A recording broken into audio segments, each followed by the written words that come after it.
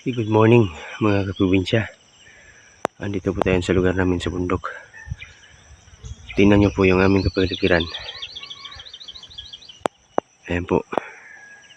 Unti-unti na pong binabalot sa abo. Usok galing po yan sa nag-alborotong bulkan Kanlaon. Ayan po. Hindi na gaanong unti-unti nang hindi na gaanong makita yung punong kahoy. Mga dahon ng punong kahoy at saka yung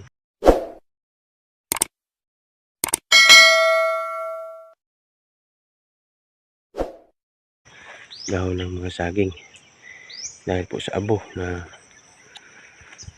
binuga galing sa bulkang Kanlaon. Kaya unti-unti nang dumidilim dito sa amin. Titingnan mo para siyang uulan, pero wala namang ulap eh. Dahil lang epekto ito dahil sa abo na binuga galing sa bulkan. Medyo malapit-lapit lang kasi ito sa amin, kaya epektado kami rito. Ang delikado pa nito dahil itong mga usok na ito sa abo nakakasama po sa kalusugan ng mga tao, lalo na po sa mga bata. Kaya dito sa amin uso na po yung kaso, ubo, lagnat, sipon.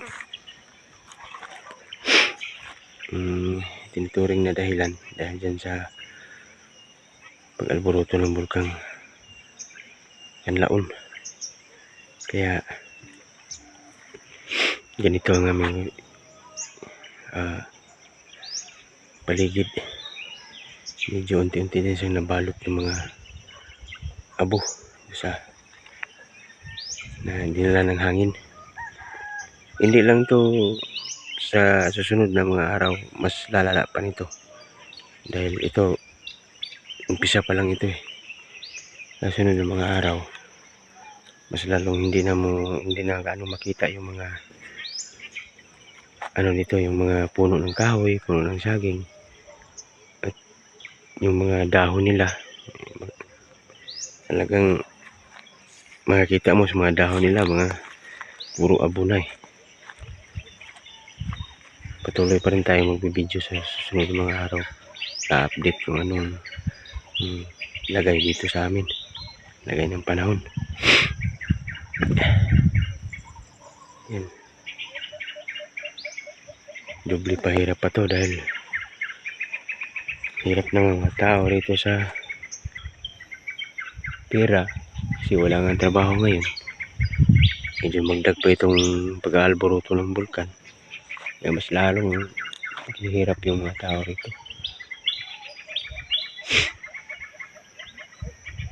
Dito sa amin kasi marami talagang mahihirap dito sa amin.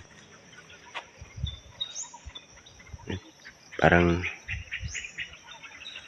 malayo namang marating sa tulong galing sa gobyerno, lalo na pag may mga kalamidad.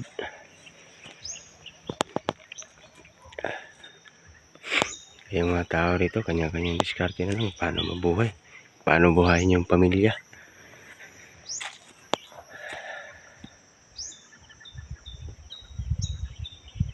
Ayan po, tingnan nyo, parang ulan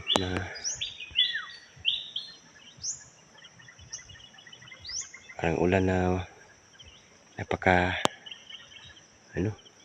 maliliit na patak, pero hindi yan ulan dahil abo po yan, usok galing sa nag-aalborotong Mount Kanlaon.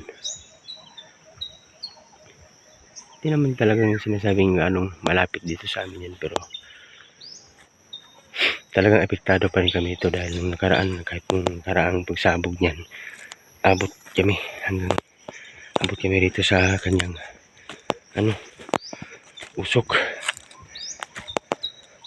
Yung problema lang namin dito yung mga tubig na lalo na dito sa amin, kadalasan balon lang yung pagkukunan namin ng tubig. Kailangan talaga may takip, kasi pag di mo matakpan yan, wala, hindi na pwedeng inumin dahil puno ng abo yan. Delikado sa kalusugan ng mga tao, lalo na sa mga bata. So, mahina po yung resistensya nila. Ayan po, nandito tayo sa taas. Ayan. Ayan. Ayan.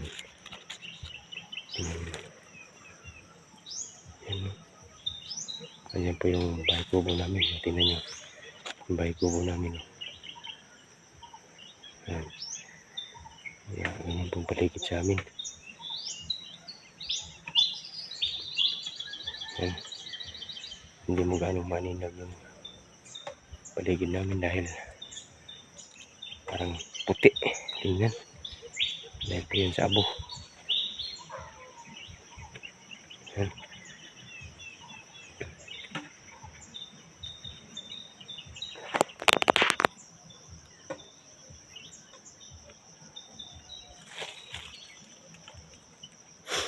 Sa mga viewers ko pala dyan, sa mga sumusuporta sa akin, maraming pong salamat sa panonood ng aking video. Sana po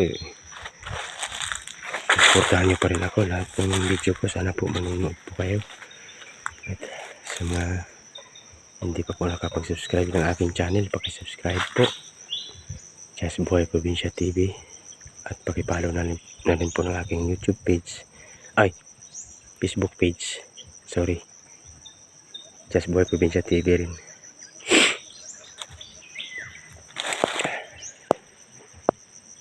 Yan, tingnan nyo yung mga dahon ng tubo. Yan. So, mga abo na yan.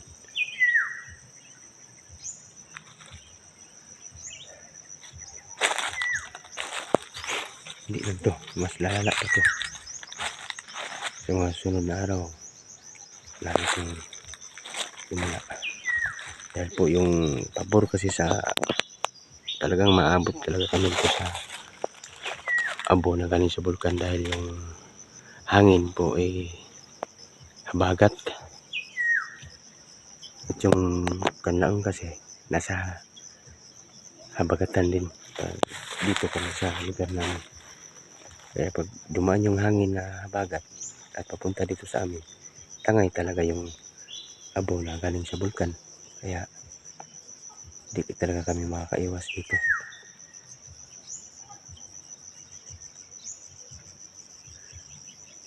Yun to yung lugar namin, tahimik.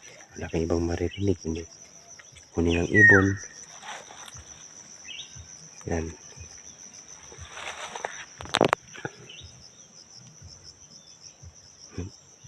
Pero ang problema lang dito kung wala kang sapat na kinikita, yun talaga mahirap talaga. Pero sige lang, laban pa rin. Yan talaga ang buhay. Sanay na kami rito.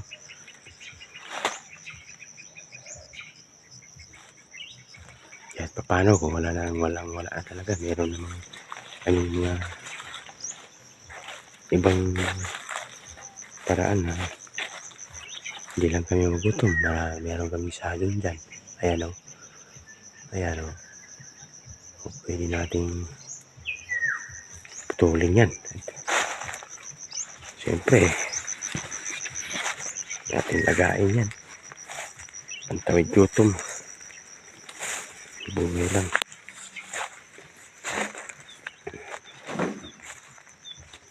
Kasi sa amin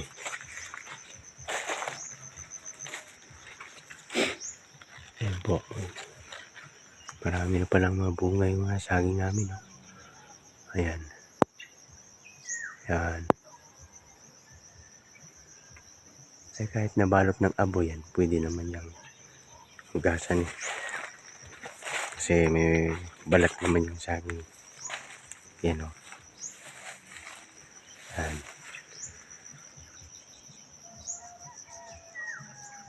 Pwede na yung maputol. Kung sakasakaling walang wala na talaga. Yan.